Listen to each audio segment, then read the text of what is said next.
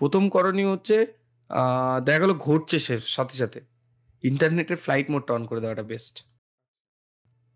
মানে আচ্ছা। যাই হচ্ছে ফোনের মাধ্যমে নেটওয়ার্কের মাধ্যমে হচ্ছে। যতক্ষণ নেট কানেক্টেড ততক্ষণ তাদের কাছে প্রিভিলেজ রয়েছে।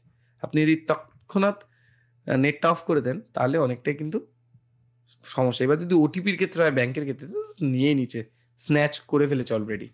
যদি আপনার সাথে ঘটতে শুরু হয়েছে এখন, অ্যাটাক হচ্ছে বা কিছু সেক্ষেত্রে আপনি আ ফ্লাইট মোডটা অন করে হয়ে যাবে। আর যদি আপনার সাথে ঘটে গেছে, কিছু না ভেবে আমরা যেমন বিপদে পড়লে বাড়িতে বাবা যা কাছের মানুষ আছে বাবা বা মা বা হুম, যারা বিবাহিত তাদের যে ওয়াইফে বা ক্লোজ যারা রয়েছে যাদেরকে আমরা সবার আগে জানাই, তেমনি সাইবার অ্যাটাক করলে সবার আগে 1930 তে ফোন করুন। অনেকটা হেল্প পাবেন এবং অনেকের অভিযোগও আছে না আমি প্রচুর শুনেছি, ওই নাম্বার পুলিশ ফোনই ধরে না।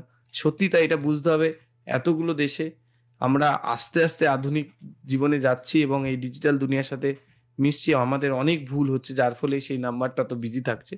তো ডেফিনিটলি ট্রাই করতে থাকবেন, পাবেন অথবা নিজে ওই পোর্টালে গিয়ে রিপোর্ট করুন সাথে, সাথে থানায় যাওয়ার আগে।